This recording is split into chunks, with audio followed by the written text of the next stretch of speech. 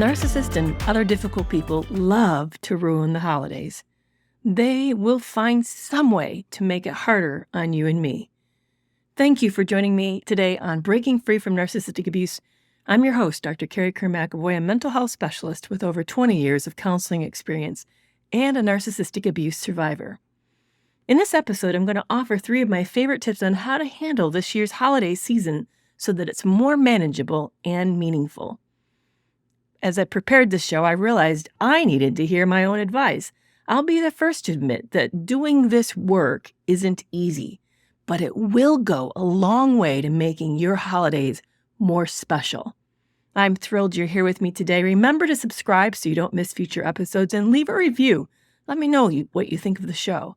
Finally, thank you so much for your donation to this listener-supported podcast because together we're shedding light on all things related to abuse. So with that, let's listen into this replay of a TikTok Live. Well, whether we're ready or not, the holidays are here. And we have to start to get ready for getting together with the extended family, with our own family coming together, and all the dynamics that happen when we meet as holiday traditions, whatever that is for you and me. We will be getting together and spending time with people we probably often don't make a big focus of our lives until it comes this time of the year. And that means we have to spend time with the difficult people, including the narcissists who are in our life. Maybe it is your partner or an in-law or one of your children. Maybe it is an aunt, but someone in your life probably is a very challenging person that you try to avoid, but this is the time of the year that you can't avoid them. And you're going to be spending an extended period of time with them. So let's talk about holidays and narcissists today. I know for me, it's tough because I have in my head a way in which I want to have the holidays to go. I have this plan and I have a picture of, it's been sold to us. It's the white Christmas with the picket fence and the crackling fire, and we're going to have lots of wonderful cookies and food, and we're going to get around the table and have this meaningful, special moment. We're going to exchange gifts, and everybody likes their gifts. You have this picture of what you think the holidays are going to be, and then there's what really happens, and often the two are not anything alike. Yeah. And for me, I would be curious to hear how it feels for you, but I often walk away disappointed. I usually have spent more time and energy than I had. I've put more investment in. I'm one of these people who loves to make a home-cooked meal.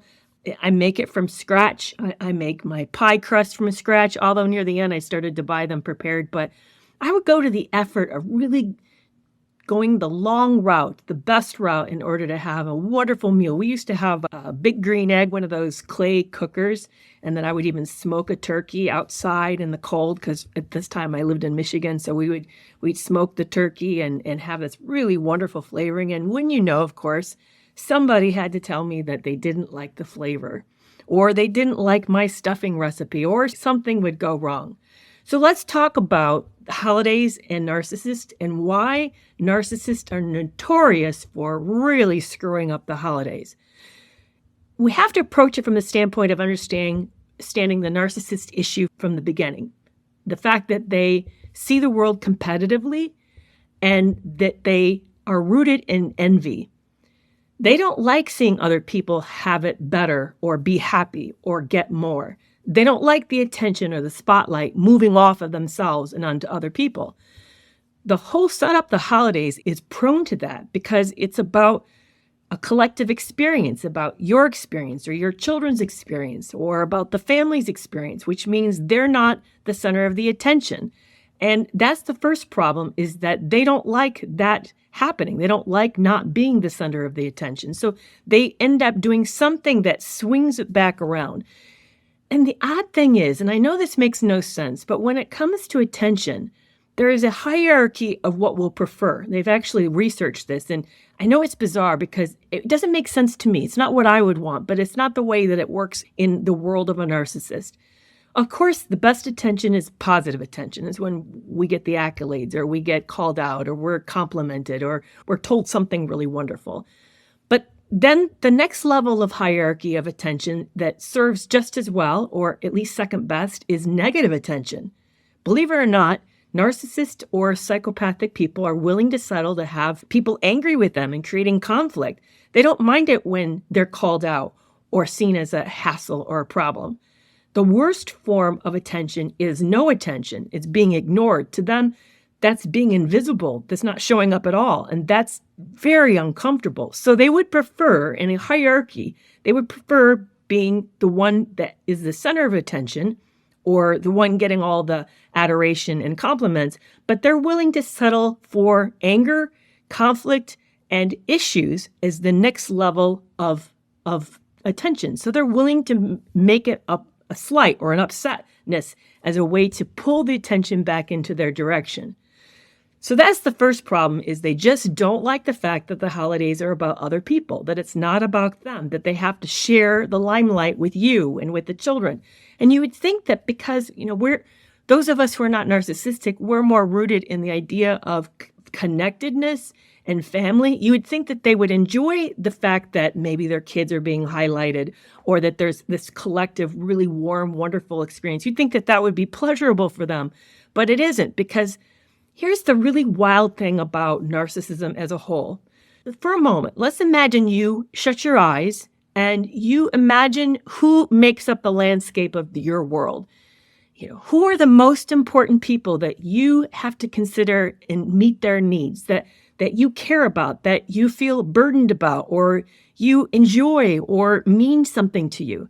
Maybe it's your partner. Maybe it's your parents. It might be your children. Maybe it's a best friend. But as you begin to imagine these people, they populate your mind and you carry a burden from them. They're somebody really, really important. That's the way it is for most of us. We see other people as real people, as integral to our lives, but yet separate from our lives. We see them as individuals with hopes and dreams and goals and needs, and we try to negotiate that around ourselves. We're in the room too in our mental landscape, but they occupy an important part. But the weird part about narcissists, and this is true about sociopaths and psychopaths as well, is that they don't see anyone else. That mental landscape, that mental space in their head, the only person that occupies it is themselves. There is no one else in the room. There isn't a partner. There isn't the children. There isn't their parents. They just consider themselves. Now, you may say, yeah, but they do act, they say things that suggest that they think of us. No, the way that they think of you is like you're an accessory or a tool on their tool belt, or you're the lunch bag that they're carrying, or maybe you're the car that they're driving. They see you as a commodity, as an asset. They don't see you as a person with your own hopes, dreams, goals, plans, and fears. They see you as a way that you augment their lives, you improve their lives. So when they have to share the floor with you, it's as if there's no one in that place. They suddenly are invisible and they don't see anyone else. So there's not this collaborative, kind of warm, collegial experience they have in these holidays. They don't see it as sharing something special, which is why it's so weird and hurtful. And it makes no sense to the rest of us when we see ourselves as part of a larger landscape, as part of a larger group of people. So that's problem number one that happens in the holidays, is that narcissists feel a withdrawal of attention and they feel this loss and they don't like it. And they're willing to create conflict and upsetness as a way to then at least take center stage in order to address that emptiness that they don't like. Here's the other thing. They are competitive, and one of their root emotions is jealousy, it's envy.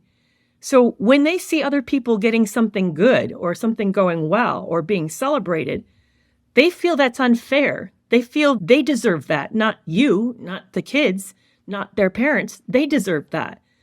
And in that moment, they're angry. They feel slighted. They feel it's unfair. So what they do is they want to take it back. They want to get you back. So they're willing to hurt you or put you down or degrade you, do something to shift the script so that you're no longer the special one, but they've sort of cut you down to size. Now, you might find that they'll do this by one-upping you. They'll tell a story that sort of shows off and brags. And so you may be sharing something that's happened or a good moment, or maybe you're bragging on the kids, and they'll step in and step over and take over and brag. Or they may do it through criticism. They may have to find something wrong. Like, you talk about what a great meal it is, and they have to say, yeah, but the potatoes were too salty. Or, yeah, but we started 15 minutes late. We had to wait on so-and-so. They'll find some way to sort of ding the moment to make it less than it was. There was a poll just taken, are you guys ready for the holidays? You guys split it 3 ways. It was, you guys feel ready with your boundaries up. A third of you feel, yeah, not ready, you're anxious, and maybe the last third feels like, I'm somewhere in the middle. That's great. I love that. You guys literally split it right down in the center. But yeah, they feel life is unfair and that they should get everything good should always come in their direction. And when it doesn't, they need to then make sure that they share their pain and the anger they have with that. They make sure they share it. They love to share that. And they do it by criticism. They'll do it by letting you know that it wasn't as good as you wished, or you weren't all that, or something was not quite right. My father had a mixed personality disorder, and I'll never forget. Like I said, I like to make everything homemade. So I had the most children of all my sisters, and my kids were the youngest. So that meant that I was, mothering and babying them longer while my other sister's kids were already grown or mostly grown. We were having Thanksgiving at my house, and like I said, I cooked a turkey outside, and I made homemade pies, and we even made homemade mashed potatoes. I did it the long way with boiling them and then mashing them all up, and just went to the whole night, homemade gravy, and I had homemade stuffing and all of this, and we sit down. And what I usually would do is I would give those that were traveling something easy to bring. My father loved cranberry sauce, so I'd have my sister bring a can of cranberry sauce, and I'd have my mom bring some rolls and some pop or something. I just kind of made it easy because I didn't want them to have to cook at my house and use the oven. So we all sat down for a meal, and and I have to tell you, I also went to ninth yard, so I'd have the china out, I'd have real linen napkins, and I'd set the table, and we'd have a nice centerpiece. I just went the whole 9 yards. So we sit down at the meal, and we start to eat, and nobody's saying a whole lot about the food. And my father finally speaks up and says, "Oh, man, this cranberry sauce, it's the best I've ever had." And I looked for a moment, shocked, and I said, "Yeah, my sister had it really hard. She had to cut the can open and dump it into the dish." And then the whole table erupts into this big roar of laughter at the ridiculousness of it. But that was a moment where he probably wasn't even aware that he had to prick me somehow because of something. He had to let me know that I wasn't quite all that and hit me around my sister's canned cranberry sauce, which, and I was pretty mad at the moment. I said it sarcastically, but I was not happy about it. But yeah, that's very typical. You'll have some kind of slight like that really, really hurts. Are you obsessively thinking about your past toxic relationship? Does your mind replay old arguments, relive painful memories, and struggle to resolve what was real and true about that relationship? Join a skill-building group coaching called Reclaiming Inner Peace and Confidence After Narcissistic Abuse. Relationship coach Trey De La Torre and I are going to bring our mental health expertise to help teach you how to stop the repetitive thinking cycle over the course of 6 separate sessions. This is a live online group experience. Find the clarity and peace you've been craving. The small group is filling up and space is limited, so be sure to lock in a spot for yourself today. The next session starts January 7th. Give yourself a gift and start the new year with a new you. To sign up, see the link in the show notes. And then the other thing that they do is they won't show up for you emotionally. We all know that holidays are never easy because the dynamics that we put off all year long with all the in-laws and family members, we sort of deny or we don't deal with. But now we're having to deal with each other in close quarters for the next however long, whether they're there for several days or they're there for all day. But We're in close quarters with each other, and it's tough. It's tough to deal with these people. But we're needing help often, especially for some of us who are organizing it, those that we carry the extra burden. Maybe there's issues with the kids and there's issues getting ready and all of the stuff that goes into it, the prep, the cleanup and all of that. What also happens with narcissists is that they don't see that. They don't see the work that you're doing, and they don't see your exhaustion, and they don't necessarily feel that they have any accountability to step in and help you. So you feel very, very isolated, very, very alone. So what can we do to handle this tough situation? Because we're all coming in with it right now. Probably the Christmas parties are going to start soon. We know the families are going to gather. We're probably buying gifts, or at least thinking about gifts, trying to figure out how much money to spend. And you're probably, if you're like me, feeling a sense of dread as you face all these once-a-year challenges that you usually don't have to deal with. I have some hard advice. It always seems to be that case when we deal with narcissistic relationships.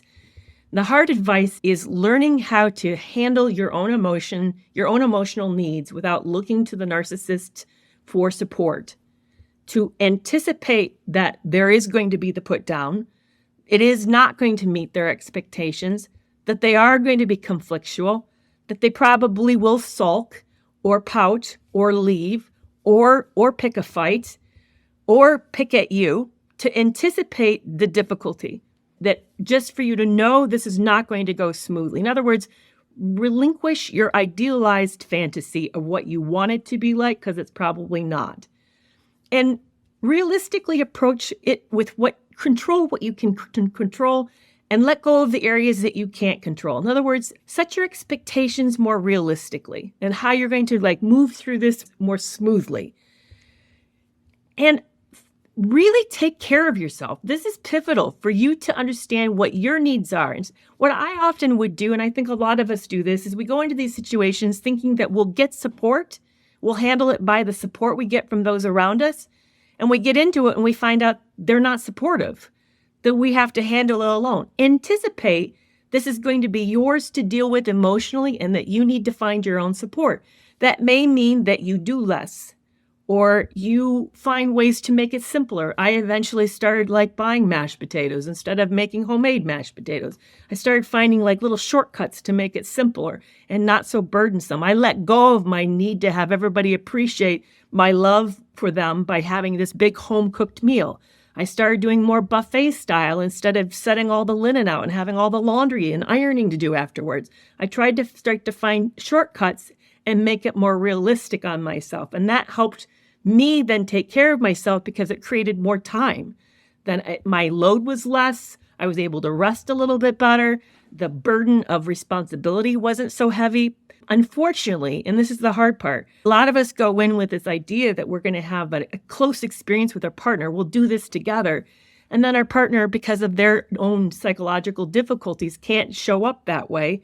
And we end up on our own, and we're kind of exhausted, and we're let down. So reverse that. You pace yourself and you take care of yourself. Get what you need. Put that in. Maybe it is schedule a massage the week of or right afterwards.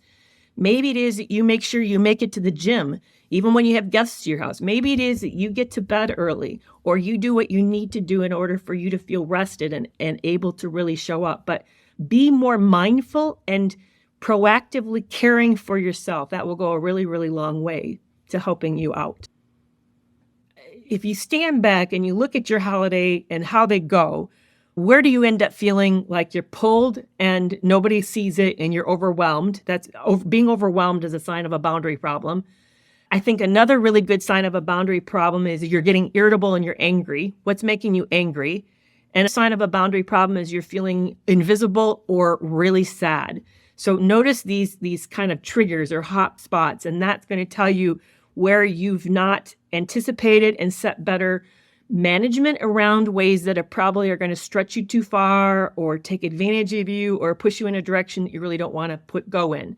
And once you recognize what those are based on past history, I would really recommend that you begin to rethink them. Here's where I saw, when I worked with people in the office, I did 20 years of counseling in the office. And one of the common problems I would see at holiday season is that we have a lot of shoulds. We think that we have to have a tree, or I'm just throwing things out there. It could be, I don't know what it is for you, but we have a lot of shoulds. And sometimes they're family traditions or people that we love's expectations. Like, you can't not have a 20-pound turkey. Grandma always had a 20-pound turkey. I mean, you'll have a lot of those types of things that will come up that get said and put out there that may not be realistic. Maybe you're working 50, 60 hours a week. You don't have time to thaw and cook and all the work that goes into whatever it is that they want you to do. I know one. I had a friend. She married into this family, and they had this rule that every family member, and this meant extended family member, had to have 7 gifts for Christmas. You had to buy every family member 7 gifts for Christmas.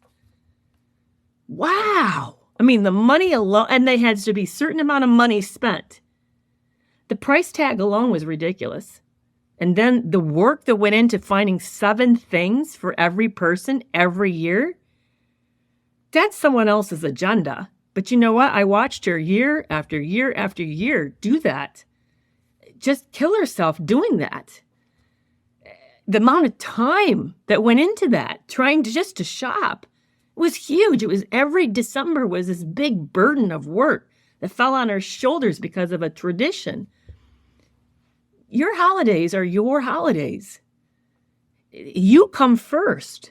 And then you being it, this is what we forget. We end up thinking when we set these limits that we're being selfish and that we're disappointing people and that we're not loving them. But if you're strung out, exhausted, overspent, financially in trouble, have no time and not rested, are you really showing up as your best self? I'd have a hard time not being just royally pissed at the whole family when I showed up at one of these events. Oh, and we haven't even talked about all the gift wrapping that has to go into that. That's hours of gift wrapping. No, I'd be one really resentful person if that was me. So by you attending to your needs and realizing what it is that keeps you emotionally in the best space, that allows you to show up in a way for you to bring your best self. And to me, that's the best gift. That's really the best gift. You coming in happy, coming in with a good spirit, coming in with you're excited to be there, and that whatever you do and you give is because you wanted to, and it's coming from the heart. So that to me is the biggest piece of boundary advice, is to really sort of, yes, there is going to be people who have expectations, and yes, they're going to put pressure on you. And they may not relent. They may be angry that you don't quite show up and do it the way that they want, but that's their issue. We make it our issue when we take it on. You don't need to take that on.